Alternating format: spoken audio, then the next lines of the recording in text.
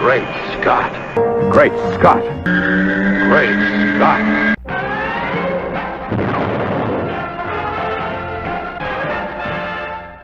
Hello, everyone, and welcome to another fabulous episode of Great Scott. I'm Scotty V. Thanks for watching. So this week we had two little bits of interesting news I wanted to talk about a little bit. The official Justice League running time has supposedly been announced, although there seems to be a lot of controversy surrounding whether or not this is in fact confirmed and whether it is in fact official. I guess a couple of news sites broke that the official running time was going to be 121 minutes, which comes to 2 hours and 1 minute. And people are saying, well, that means that the movie's really less than 2 hours, because once you add the credits, which are usually 10 or 12 minutes, you are around 150 for actual storytelling time. Now, a lot of news outlets, rumor mongers, haters, people who want to criticize DC before they've even seen the movie are immediately saying, well, this is a good thing because Batman v Superman was 2 hours and 50 minutes or something, and Wonder Woman was great, but still too long. All of the DC movies have been too long, and then Zack Snyder loves to make his movies super long, so this is great. The fact that it's going to be shorter means it'll be a better movie. Now, there are a lot of problems with that statement. The movie won't be better just because it's shorter. It won't be better just because it's longer. It'll be better or good because it's written well and it's a good movie. And as far as it maybe not being official, I haven't read anything anywhere that says specifically from Warner Brothers Studios, this is the official time. I've just read the release that was based on a story that came from a website that has now run on other websites. Superman homepage has also run it, but it has snippets from the other articles that also took the snippets from the original article. And I guess there's no actual way to know. There's no official announcement from Warner Brothers, but this is supposedly the running time. My feeling on it, as I said, is if the movie's good, it's got a good story, and it's got a good plot, and it's got good action, and it's got good characters, and it's got good writing, it can be good no matter how long it is. You don't want a movie that's an hour long. It does seem like a movie like Justice League, with all these characters and this major plot happening, would probably need more than a little less than 2 hours, but theater chains love shorter movies. They can show them more times, they can make more money, so the shorter the movie, the better. Comedies are great, a lot of times less than an hour and a half. They can show many times. They cost very little to make.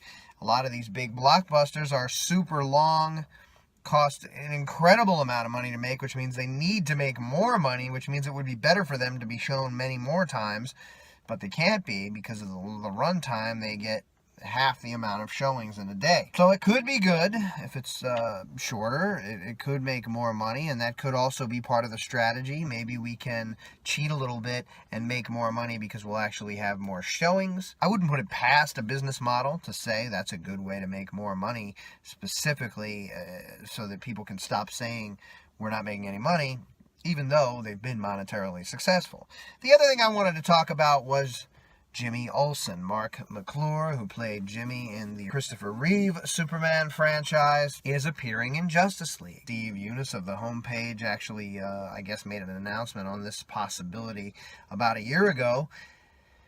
And now we have confirmation that Jimmy, Marc McClure, is playing a police officer in at least a snippet, a cameo, a scene in Justice League.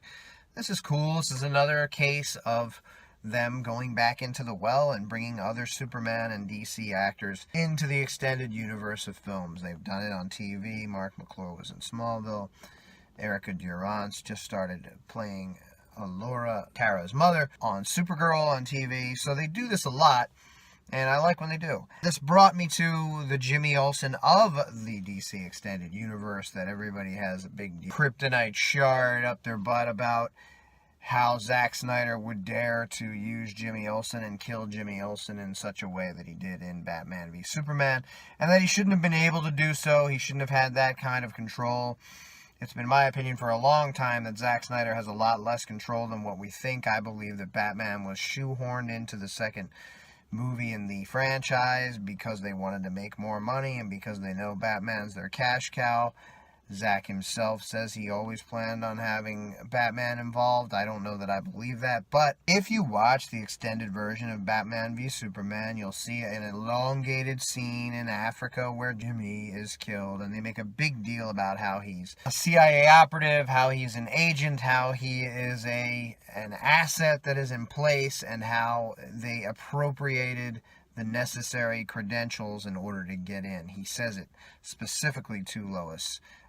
Sorry, Lois, we got the credentials that we needed to get in here. Meaning that it isn't very likely that it's Jimmy Olsen. Jimmy Olsen isn't generally, Supergirl notwithstanding, isn't generally shown as a big tough guy. He's not a CIA agent. There isn't a room with a bunch of guys in it who make announcements when he's killed. So it's looking very likely that it was just an Easter egg for the kids at home, that there was a guy going under the alias of a photographer for the Daily Planet who happened to be named Jimmy Olsen, and they took the credentials in order to get him cleared to be inside for the interview of this terroristic warlord. He says it himself.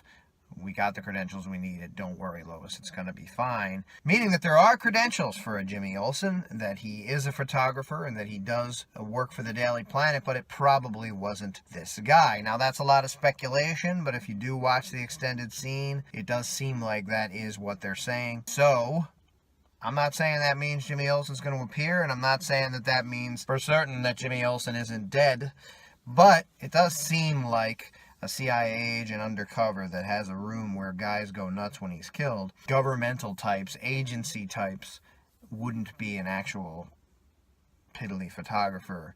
He would actually be the asset that they are speaking of, which wouldn't be then the actual Jimmy Olsen. So I suppose we'll be hearing about whether this runtime is actually official, although right now it kind of seems like it is, even though people are saying that it isn't. And soon we'll see how extensive Marc McClure's police officer is. Wouldn't it be cool, since we all seem to be about name dropping, if Marc McClure was Dan Turpin? Thanks for watching, everybody, and remember, it's just a camera. Please don't open it. That's my film.